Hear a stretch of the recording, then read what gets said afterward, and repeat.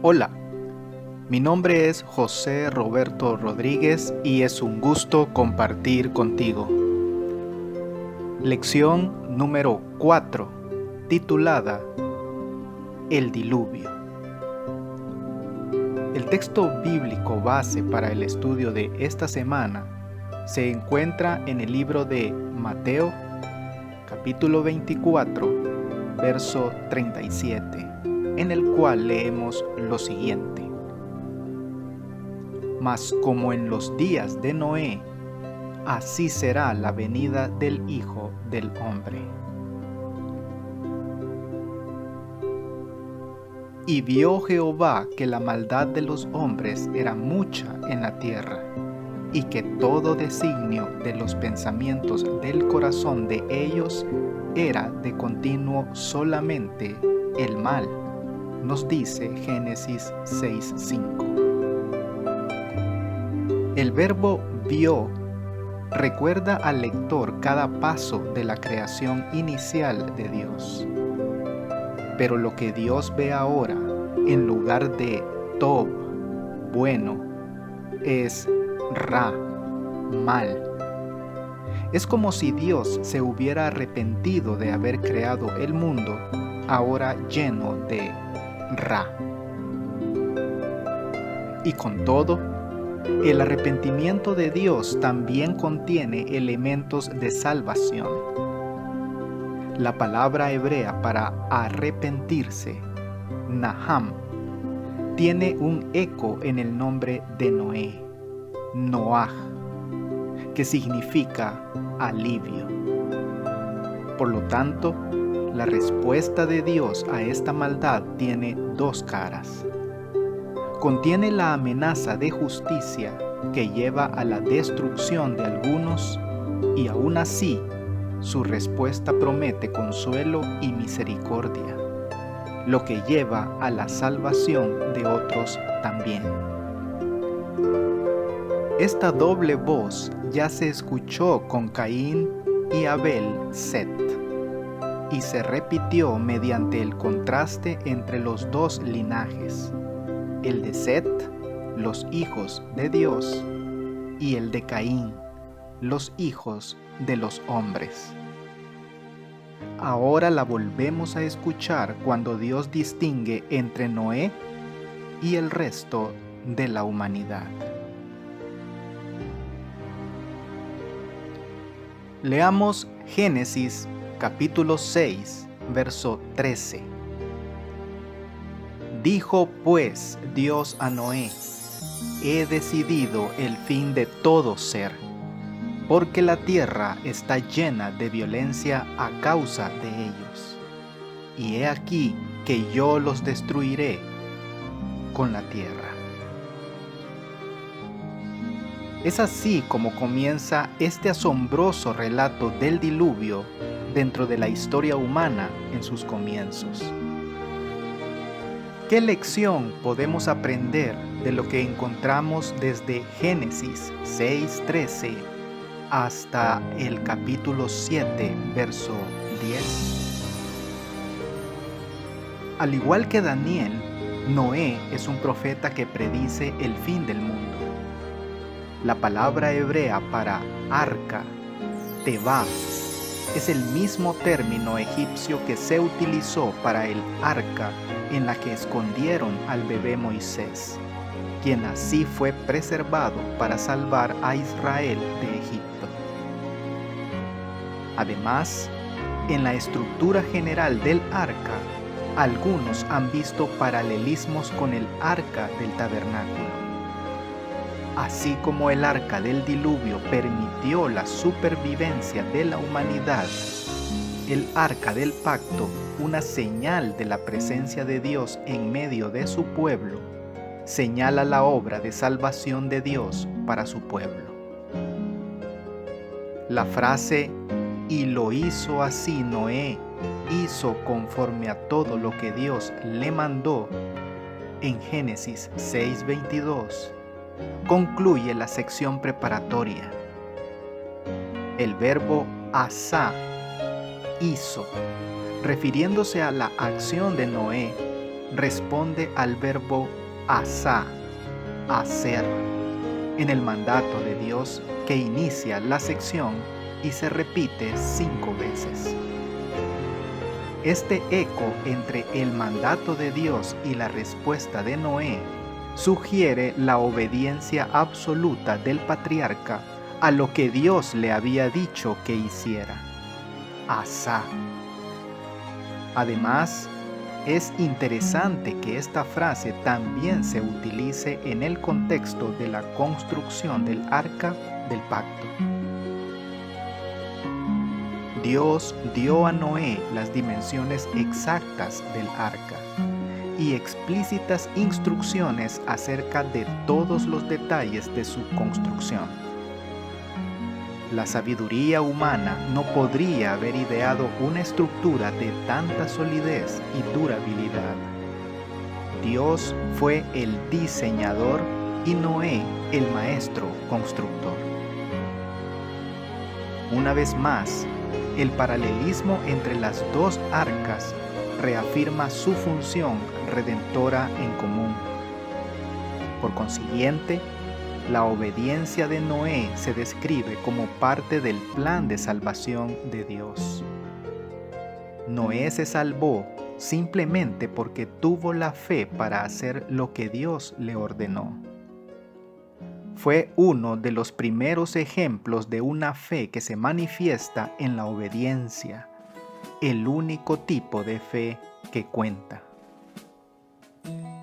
En resumen, aunque Noé halló gracia ante los ojos de Jehová, fue en respuesta a esta gracia que ya había recibido que Noé actuó en forma fiel y obediente a los mandamientos de Dios. ¿No es así como debería ser con todos nosotros? El capítulo 7 del libro de Génesis comienza con palabra de Jehová a Noé. Entra tú y toda tu casa en el arca, porque a ti he visto justo delante de mí en esta generación. ¿Por qué la descripción del diluvio que encontramos en Génesis 7 nos recuerda el relato de la creación? ¿Qué lecciones podemos aprender de los paralelismos entre los dos acontecimientos? Una lectura atenta del texto que abarca el diluvio revela el uso de muchas palabras y expresiones comunes con la historia de la creación. 7. Macho y hembra, según sus especies, bestias, aves, reptiles y aliento de espíritu de vida. Por ende, la historia del diluvio se lee algo así como la historia de la creación. Estos ecos de los relatos de la creación ayudan a revelar que el Dios que crea es el mismo Dios que destruye. Pero estos ecos también transmiten un mensaje de esperanza. El diluvio está destinado a ser una nueva creación. A partir de las aguas, lo que lleva a una nueva existencia. El movimiento de las aguas muestra que este suceso de creación, de hecho, revierte el acto de creación de Génesis 1. En contraste con Génesis 1, que describe una separación de las aguas de arriba de las aguas de abajo, el diluvio supone su reunificación cuando éstas explotan más allá de sus confines. Este proceso transmite un mensaje paradójico. Dios primero tiene que destruir lo que existe para dar cabida a una nueva creación posterior. La creación de la tierra nueva requiere la destrucción de la antigua. El suceso del diluvio prefigura la futura salvación del mundo en el tiempo del fin. Vi un cielo nuevo y una tierra nueva, porque el primer cielo y la primera tierra pasaron, y el mar ya no existía más. Génesis 7, 22 al 24 describe el efecto abrumador y completo de las aguas que destruyeron todo ser que vivía, y prevalecieron las aguas sobre la tierra 150 días. En este contexto de total aniquilación y desesperanza, se acordó Dios. Esta frase está situada en el centro de los textos que comprenden el diluvio, una indicación de que esta idea es el mensaje central de la historia del diluvio. Leamos Génesis capítulo 8, verso 1. Y se acordó Dios de Noé y de todos los animales y de todas las bestias que estaban con él en el arca. E hizo pasar Dios un viento sobre la tierra, y disminuyeron las aguas. ¿Qué significa que Dios se acordó de Noé? El verbo sahar, acordarse, significa que Dios no se había olvidado. Es más que un simple ejercicio mental. En el contexto bíblico, el Dios que se acuerda significa el cumplimiento de su promesa, y a menudo se refiere a la salvación. En el contexto del diluvio, se acordó Dios significa que la lluvia fue detenida y que Noé pronto podría salir del arca. Aunque todavía no recibió una orden directa para salir, Noé toma la iniciativa y envía primero un cuervo y luego una paloma para tantear la situación. Finalmente, cuando la paloma no regresa, entiende que las aguas se secaron sobre la tierra y quitó Noé la cubierta del arca y miró. El comportamiento de Noé es rico en lecciones prácticas. Por un lado, nos enseña a confiar en Dios aunque todavía Él no haya hablado directamente. Por otro lado, la fe no niega el valor del pensar y tantear. La fe no excluye el deber de pensar, buscar y ver si lo aprendido es verdad. Y aún así, Noé sale únicamente cuando Dios finalmente le dice que lo haga. Es decir, incluso cuando sabe que es seguro irse, Noé todavía confía en Dios y espera la señal de Dios antes de salir del arca. Esperó pacientemente dentro del arca. Como había entrado obedeciendo un mandato de Dios, esperó hasta recibir instrucciones especiales para salir. Finalmente descendió un ángel del cielo, abrió la maciza puerta y mandó al patriarca y a su familia que salieran a tierra y llevasen consigo todo ser viviente. Ahora es el momento en que habría de cumplirse el pacto prometido. Mas estableceré mi pacto contigo, y entrarás en el arca tú, tus hijos, tu mujer y las mujeres de tus hijos contigo, según Génesis 6:18. En contraste con la advertencia divina de destrucción que encontramos en Génesis capítulo 6, verso 17, este pacto es la promesa de vida. ¿Qué fue lo primero que hizo Noé cuando salió del arca y por qué? Leamos Génesis capítulo 8, verso 20. Y edificó Noé un altar a Jehová, y tomó de todo animal limpio y de toda ave limpia, y ofreció holocausto en el altar. Al igual que Adán y Eva, quienes seguramente adoraron a Dios el sábado inmediatamente después de los 6 días de la creación, Noé adoró a Dios inmediatamente después del diluvio, otro suceso de creación en todo el sentido de la palabra. Sin embargo, existe una diferencia entre los dos actos de adoración. A diferencia de Adán y de Eva, quienes adoraban al Señor directamente, Noé tuvo que recurrir a un sacrificio. Esta es la primera mención en las Escrituras de un altar. El sacrificio es un holocausto, olá, el sacrificio más antiguo y frecuente. Para Noé, este sacrificio era una ofrenda de acción de gracias, ofrecida para expresar su agradecimiento al Creador, quien lo había salvado. El diluvio, ¿cómo afectó la dieta humana? ¿Cuál es el principio que está detrás de las restricciones de Dios? Leamos Génesis capítulo 9, versos 2 al 4.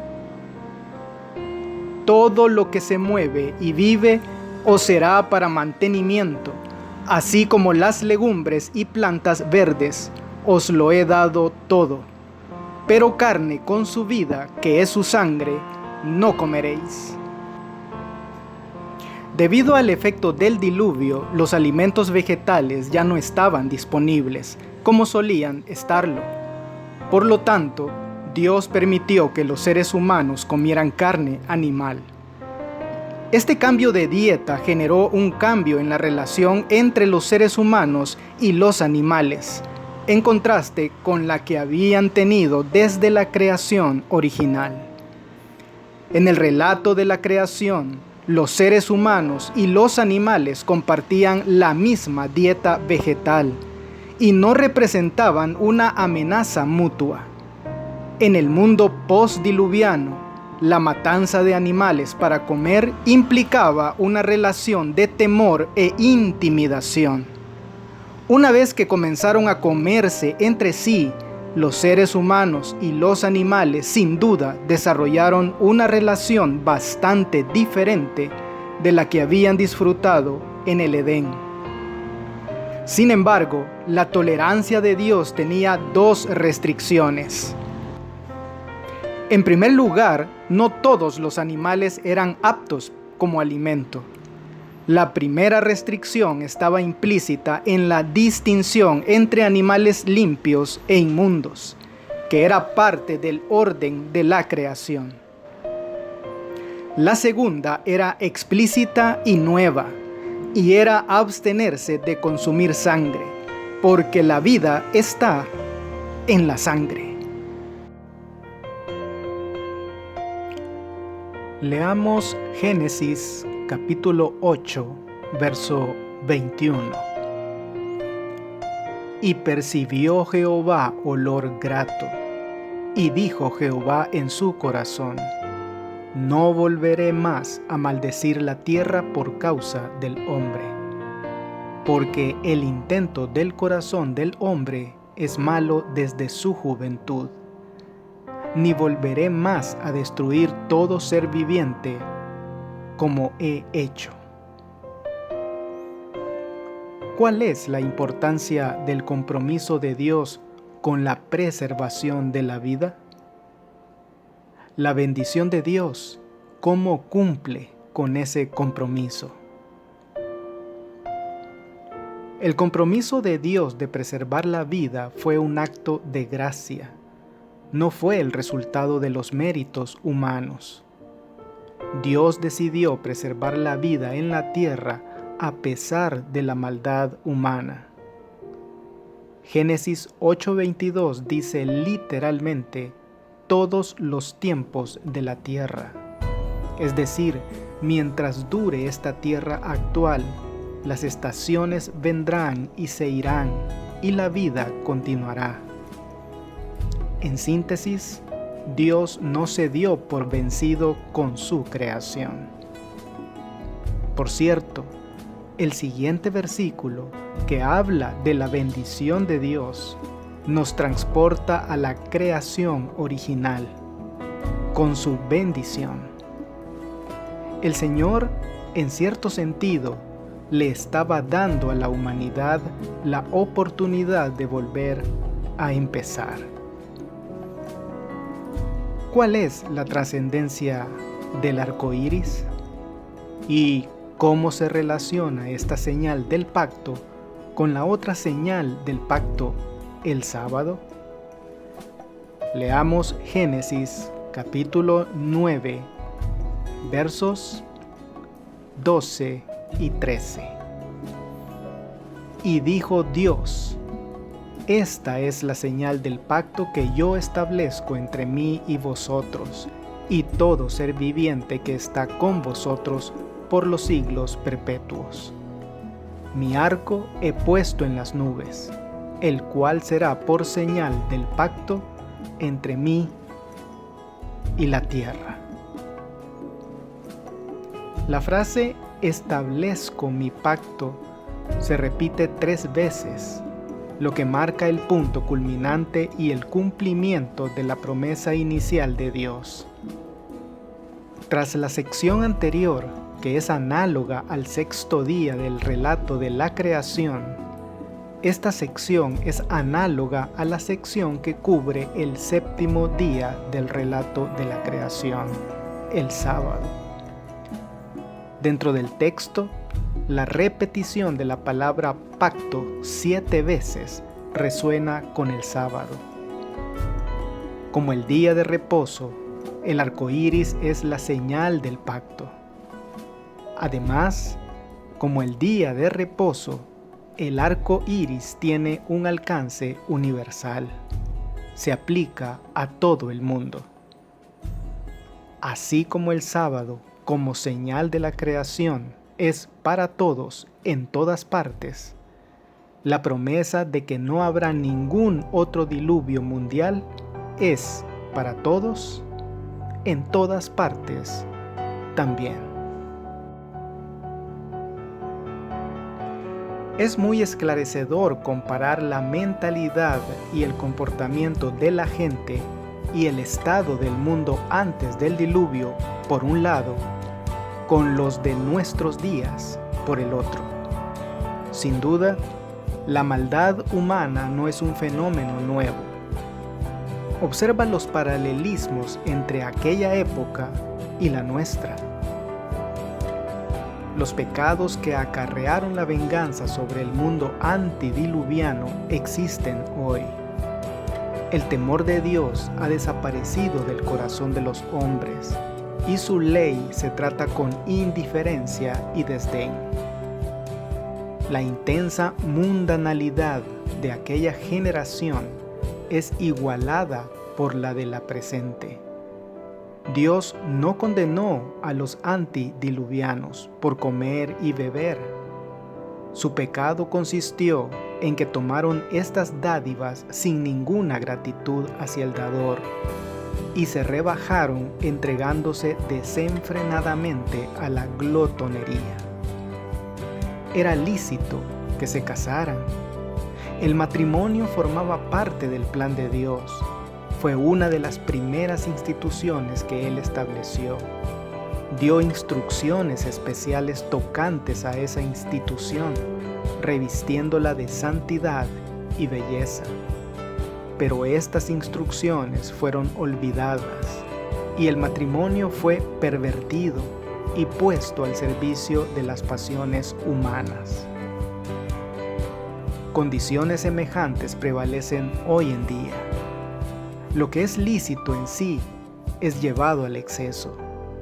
El fraude, el soborno y el robo se cometen libremente entre humildes y encumbrados.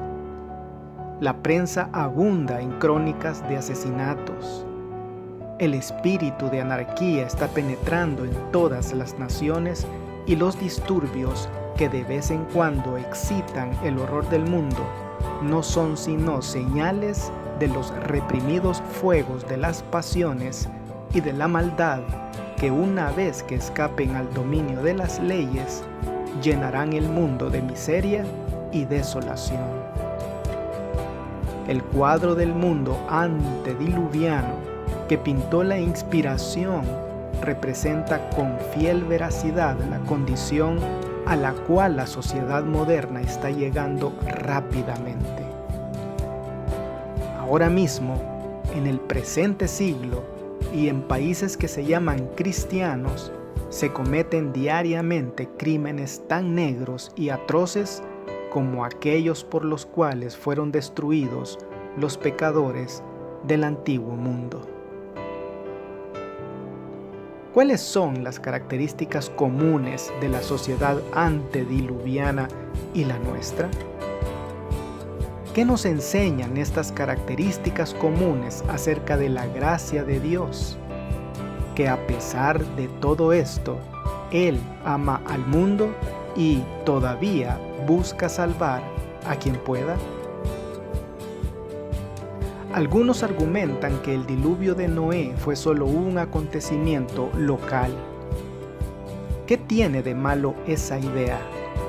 Si esto fuera cierto, ¿por qué cada inundación local y cada arco iris convertiría a Dios en un mentiroso?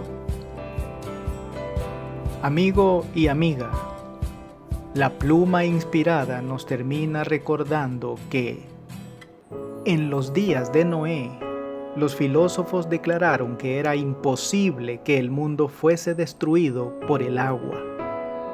Asimismo, hay ahora hombres de ciencia que tratan de probar que el mundo no puede ser destruido por fuego, que esto es incompatible con las leyes naturales. Pero el Dios de la naturaleza, el que creó las leyes y las controla, puede usar las obras de sus manos para que sirvan a sus fines. Que Dios te bendiga.